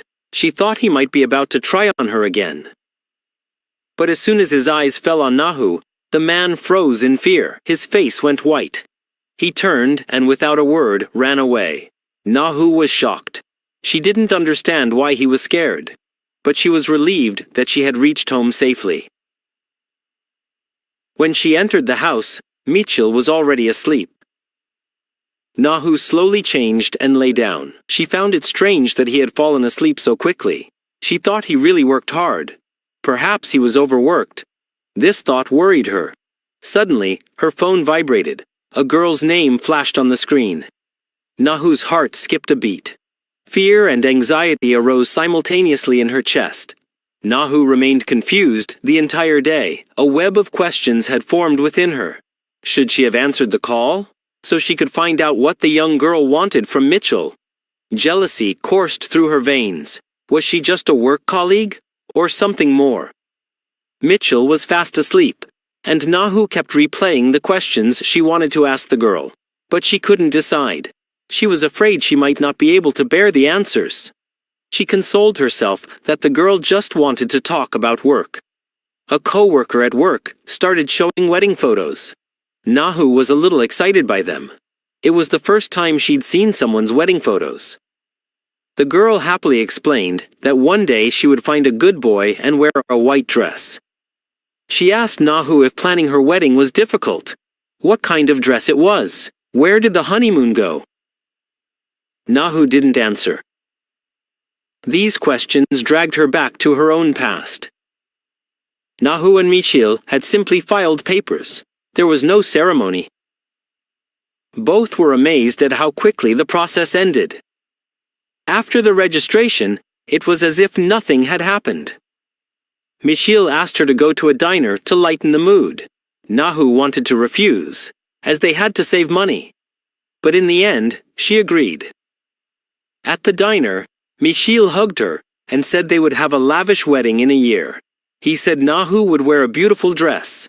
They would exchange diamond rings, and they would go on their honeymoon to Hawaii. Nahu believed every word. She believed everything. Michil kept teasing her that she was blushing, and they both laughed. Their laughter that day was more beautiful than any shining stone. Cars were going their separate ways on the road. Bam! Taiha kept checking his phone. He had stopped responding to Nahu's messages again. He really wanted to get closer to her. He was wondering how. If he'd known it would all turn out like this, maybe he would have taken a few more hits that day. Suddenly, a lighter flashed before his eyes. His new bodyguard wanted to help him light a cigarette. Taha stared at his face. He didn't like someone pulling him from his thoughts. He said he didn't need it. It was just candy. The bodyguard apologized hurriedly. He said he would have lit it if he smoked. Bum, Taha handed him a lollipop and told him to light the candy if he wanted. The bodyguard said he hadn't seen him before. The boy said it was his first day. Taha asked in a deep, almost unreadable voice if he had ever acquitted anyone. The young bodyguard was frightened. Nahu wasn't responding, and Taha was wondering what to do with her loser husband. The new bodyguard stammered, saying he'd never done anything like this before. Taha softly said that if his master wanted and paid, he could do anything. Then he laughed, handed the lighter back to her, and said he was joking. The bodyguard couldn't tell if it was really a joke or not. Nahu overheard two friends talking. One was saying that her husband was cheating on her. She was working multiple jobs and saving every penny, while her husband was spending it on his mistress. Nahu gasped at this. Remembering Michil's strange behavior, she wondered, is Michil really cheating? The thought sent a wave of panic through her heart. What would she do if this were true? Her breathing became heavy. A supervisor noticed she wasn't feeling well. He asked what was wrong. Nahu said she wasn't feeling well. She asked for an early leave. As soon as she got out, Nahu started running. She had no idea where she was going. Tears were welling up in her eyes. And then she remembered a familiar voice. Someone had once told her to do what her heart desired. That same voice came to her. That man's voice, the one that had once told her to do whatever she wanted. That same voice had drawn the submissive Nahu to Mitchell's workplace again today. As soon as she entered, the girl's breath hitched. Mitchell had said he would be working at night, but Nahu had never been here before, and didn't know how to find him. Suddenly, a guard called out to her. The man said that no outsiders were allowed here and asked what she wanted. Nahu knew that Mitchell always kept his relationships hidden. She took a deep breath and said that she was his relative and needed him urgently. The guard thought for a moment and said that he didn't remember Mitchell saying he would be at work that night. Nahu's eyes darkened instantly, and she felt like she might faint right there. But then the guard suddenly offered to escort her and help her find him. He led the girl to the right department and loudly asked, "Is Mitchell here? He has a visitor." Nahu clutched the strap of her bag even tighter, and her eyes scanned every corner of the office, looking for her husband. The office was filled with employees who were working overtime. Ari heard that someone had come to see Mitchell and immediately recognized the girl, who had come with an umbrella on the rainy day. Mitchell emerged from behind his desk and asked who had come. His face hardened as soon as he saw Nahu.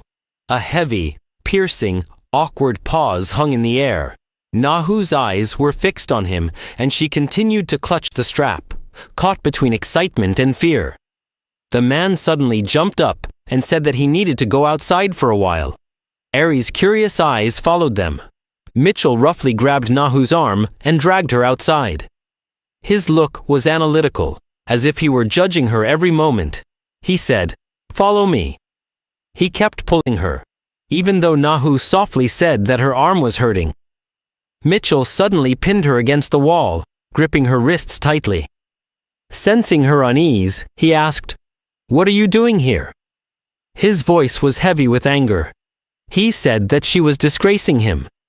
But then he realized that the girl was trembling with fear. Her voice was broken, as if she were mumbling that she was scared. He understood everything in an instant. He leaned closer to her face and asked, "Are you afraid of me?" Nahu tried to deny it, but that only made Mitchell angrier. He squeezed her wrists even tighter and shouted, "How long will you keep reminding me of the past?" The girl didn't want him to remember that past, but because of that same past, every time his voice rose, she would freeze in horror.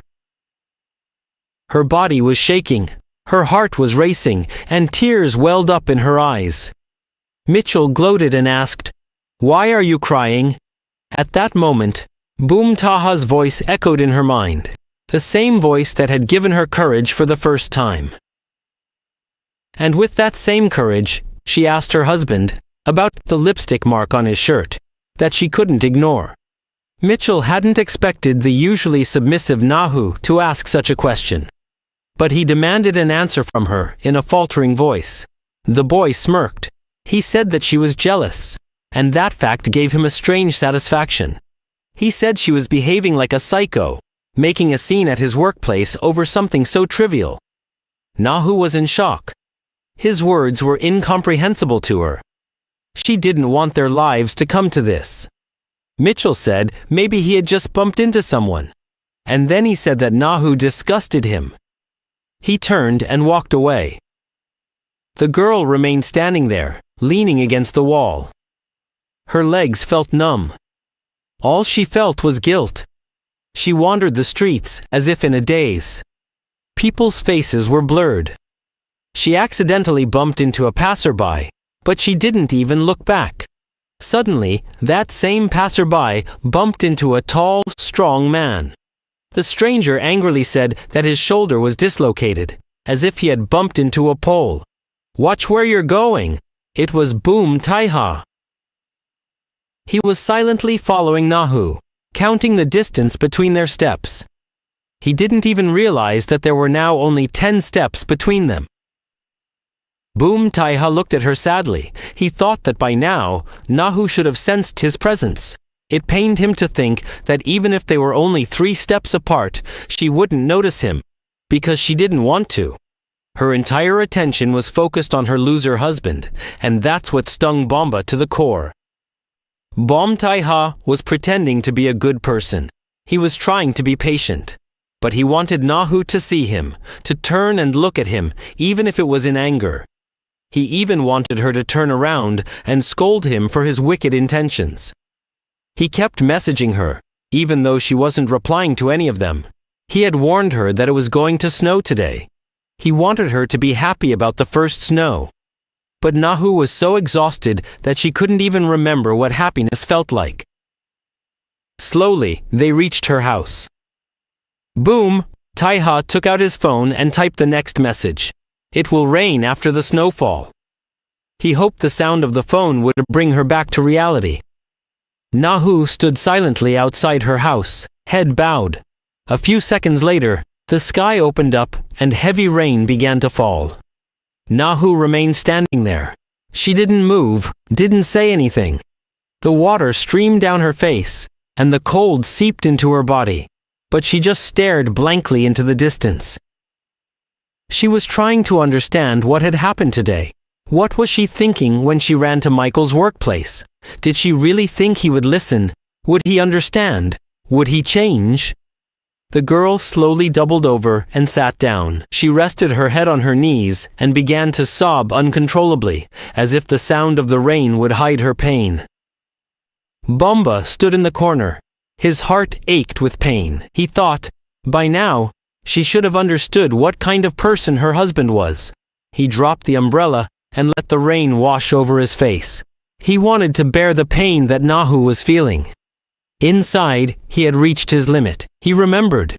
Nahu had once helped him, supported him, told him that he was a good person and that everything would be all right. But she was wrong. He wasn't a good person. He was a fool, who kept thinking that his unhealthy relationship would end on its own. In reality, he was willing to do anything for her, even if it was wrong. And that night, he let her cry for the last time. The next morning, Nahu came to work. Her eyes were swollen. Her friend asked anxiously, "Are you okay?" Nahu gave a slight smile and said, "I just ate too much ramen last night." Her eyes were swollen. Her friend asked worriedly, "Are you okay?" Nahu said in a weak voice, "I just ate a little too much ramen last night." There were still 10 minutes before work started. Cheju quietly said that she was going out for a little while. But Nahu's mind was elsewhere. Mule hadn't come home last night. She had stayed up all night, crying and waiting for him. Only one thought was swirling in her mind. Their wedding anniversary was coming up. She wanted them to go to a restaurant together. Maybe that would make everything all right.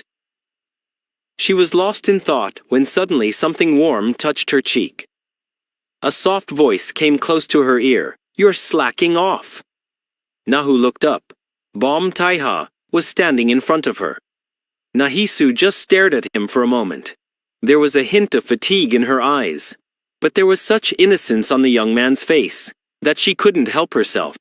Bom Taiha had noticed her swollen eyes. He lightly teased her, saying that she coffee, and quietly said thank you. She was surprised that he had come here, even after she hadn't replied to his text. She asked with a half smile, "Are you going to scold me?"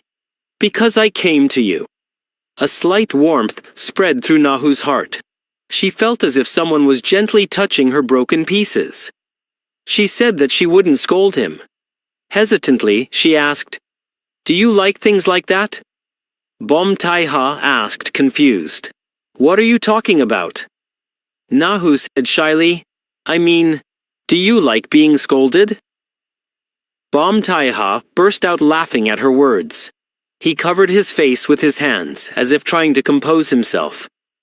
Nahu said with a cute pout. Don't laugh at me. He looked at her slowly, his gaze a little heavy, a little languid, but strangely captivating. His voice was deep. Actually, I don't like things like that. But if it's anything from Nahu, I don't have a problem. Nahu's face flushed slightly. His eyes seemed to be reading her. Nahu thought to herself that he must be joking again. Bom Tai-ha said that from now on he would come to her without warning. The girl said softly that she didn't mind. But don't come looking for her on Friday. The boy asked why. Nahu explained that it was her wedding anniversary, and she would be spending time with her husband. She felt a little empty saying that. The boy was silent for a moment. Then a hint of sadness appeared in his eyes. He said he didn't know. Nahu apologized. She thought he would have guessed that she was married. Bom Tai-ha thought to himself that he wished he could tell her that he knew her whole life, including the fact that she was now divorced. He took a strand of her hair between his fingers and simply said, I'm a little confused. If it were me, I would probably hate all of this. His voice was low, but so deep that Nahu's breath hitched. He leaned closer, his gaze fixed on Nahu's face. He asked, Isn't your husband jealous of you? Nahu was slightly shaken inside, but remained calm outwardly. She said that friendship also exists between a boy and a girl. Bom Tai-ha looked at her and thought to himself how naive she was. Even when her husband spends nights with a young mistress, she's still so kind. The boy smiled and said, Okay, I won't bother you. He wished her a good day and a good time with her husband. As he left, he cast one last glance at her. Nahu kept watching him. She was a little shy, a little confused, wondering if she had offended him. She liked being with him, but her conscience wouldn't let her cross any boundaries. Mitchell stayed at Ari's house again that night. Meanwhile, Nahu sat quietly on the edge of the bed, recalling her last conversation with her friend. The girls were sitting together at the cafe. Ari was happily telling her friend how handsome Mitchell was. She was very happy in her relationship and was laughing as she said that even though he was around 30, they still spent a lot of time together. Suddenly, one of her friends asked a question. Isn't it strange that despite all his good qualities, he's still not married? Hearing this, a slight unease crossed Ari's face. She looked at Mitchell and said that she really wanted to go to his house now. Mitchell tried to change the subject. He said that his house was much better than Ari's. He was thinking to himself how lucky Ari was to live in a new and beautiful house, so close to her job. He wished he could have a house like that too. Then a bitter thought crossed his mind. Even if he left Nahu and went to Ari, Nahu would remain in that same old house and would always wait for him, because she loved him. But he wasn't sure if he truly loved Nahu either. Mitchell thought about how cold and emotionless Nahu was, like a doll. She didn't have the warmth of a real woman inside her. During this time, Ari's annoyance grew. Mitchell suddenly leaned towards her and kissed her, as if he wanted to escape his inner turmoil. He admitted that he lived in a shabby apartment, with the same relative that Ari had already met. He confessed that he came from a poor family and didn't have much education. He was afraid that if Ari saw his real home, she might leave him. Ari hugged him tightly without thinking. She said that none of these things mattered to her. She accepted him just the way he was. There were tears in her eyes, because for the first time, Mitchell had opened up to her about his fears and his truth. Mitchell gently invited her to his house. Early in the morning, Nahu was making breakfast as usual. Suddenly, Mitchell came home. She was surprised, because he never woke up so early. Mitchell said that he had a lot of work to do that day. Nahu asked if he would be late that day. Mitchell replied that he didn't know yet. She didn't want him to think that she had forgotten their anniversary. Nahu had taken the evening off from work that day. She thought she would tell Mitchell later that she was free, and they could spend time together. She worked diligently all day. As soon as she left the office, she was thinking about how happy Mitchell would be to know that she had cleared her evening. Just then, a message from Mitchell arrived on her phone. He wrote that he would be working all night, and since Nahu also worked at night, it wouldn't be a problem for her. Clearly, he had forgotten. Nahu replied that she was also going to work. She was standing in the middle of the road, and suddenly, a strange pang shot through her heart, as if something had broken inside her. The girl stood in the middle of the road, thinking how foolish she was. Once again, her hopes had betrayed her. Finally, Jaisu decided that she would actually go to work. At that moment, a man was silently watching her from the corner. Meanwhile, Mitchell was walking towards his house with Ari in his arms. Ari's face was glowing, as if everything was going according to her wishes. She was now completely convinced that if Mitchell was taking her to his house, their relationship had become serious. Mitchell warned her that she might not like his house. But Ari smiled and said that it didn't matter to her, as long as he was with her. She held his hand and moved even closer to him. She softly said that she could do anything for him. They slowly walked towards the house. Mitchell was melted by her words. He said that he would also do anything for her, because she was extremely precious to him. Ari's smile widened. She felt that perhaps everything would be all right now. They were so lost in each other that they didn't realize that Bimaha was watching them. He thought that if Nahu also stayed with him, everything would be perfect. He immediately called his driver and told him to come and pick him up quickly. He had to change his clothes, because it was now time to truly begin his plan. A deep cunning expression appeared on Bomtaiha's face. Mitchell brought Ari to his and Nahu's apartment. He was a little hesitant, so he had already told her not to overreact. As soon as she entered, Ari was surprised.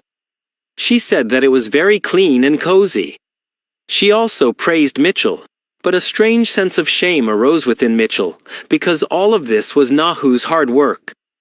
The living room was quite cold. Ari's hands began to tremble, so Mitchell suggested they go to the bedroom, otherwise she would get sick. Ari gripped his hand tightly and whispered that he could keep her warm. Hearing her words, Mitchell's heart faltered. He pressed her against the door and leaned down to kiss her lips. But at that moment, he remembered Nahu. Those cold nights, when she would shiver in the middle of the night, but she never asked him to keep her warm like this. Every time he tried to get closer, Nahu would pull away. Gradually, he lost the desire to care for her. And today was their anniversary.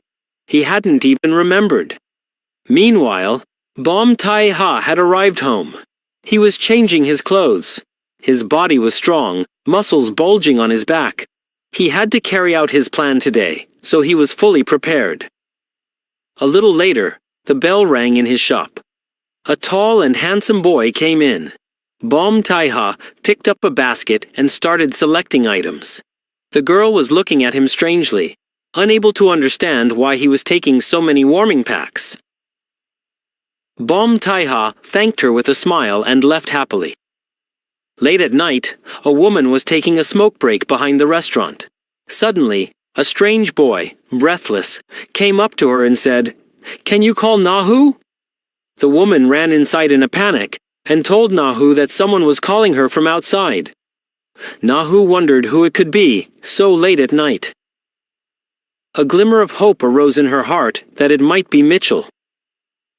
She hurried towards the back door, thinking that perhaps her husband hadn't forgotten their anniversary. But when she got outside, she called out, "Mitchell!" The courtyard was empty. She wondered if her colleague was playing a prank on her. Suddenly, someone grabbed her tightly from behind. Strong arms held her as if she were something precious. It was Bom Tai Ha. His face was very close to Nahu's. Nahu felt his warm breath on her face. "Nuna," he said softly. Nahu said, embarrassed. Call me Ajuma. Otherwise people will misunderstand. She smiled slightly. But I'll definitely scold you next time. The boy smiled and continued to hold her. He liked her gentleness and warmth. Nahu turned to him and asked, Did you hurt yourself? She moved closer and slipped her hand under his hood, touching his face. Her fingers were very soft, and there was concern in her eyes. Bom Taiha's heart pounded. He could feel her breath close to him. He leaned in a little more. This closeness thrilled him, but he knew he had to be patient. Nahu suddenly realized he had a fever. She was frightened. Bom Taiha said that he didn't want to bother her, but he had nowhere else to go. Nahu said that he should go home and get treated. The boy innocently said that he couldn't go home. Nahu remembered that he had mentioned before that there were problems at his house, always injuries and bruises. She sat him down and said, Wait, I'll be right back. Bom Taiha didn't want to let go of her hand. His eyes were full of hope. Nahu said in a soft voice, I won't leave you. I'll just ask the boss for a little time off. He calmed down and smiled, saying, Okay, I'll wait for you. A little later, Nahu came out. She took his hand and gestured for him to come with her. They walked in silence. Nahu was thinking that she would give him some medicine and let him rest for a few hours while Michelle was out of the house. She kept glancing at Bom Taiha. She wondered if he was too big to fit comfortably in their small old apartment. The boy noticed that the girl was looking at him repeatedly. He smiled genuinely and openly. Nahu asked, Why are you smiling so much? He said, Because seeing you makes me happy. I haven't seen you in so long. Then Nahu said, I've been so bored since I stopped seeing that boy I used to see on the street every day. Bom Taiha was surprised to hear this. He thought Nahu would never admit that she was attracted to him. Okay then, he thought to himself, I'll come to see you every day now.